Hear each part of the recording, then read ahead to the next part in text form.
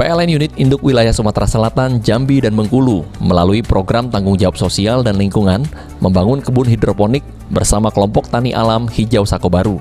Wujud kepedulian PLN pada kelompok tani yang berlokasi di Komplek Alam Sakobaru, nomor 01 RT 09 RW 04, Kecamatan Sako, Palembang.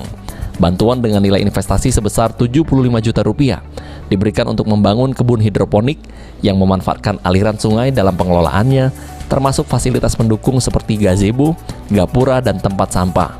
Pembangunan kebun hidroponik ini memanfaatkan lahan tidur yang diolah sedemikian rupa sehingga menjadi kawasan produktif.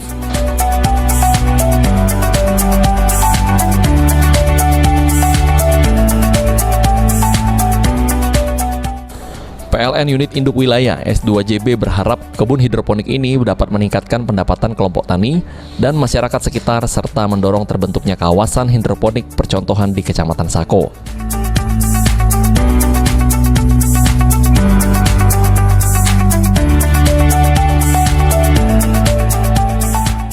Suzan Oktaria, Pol TV.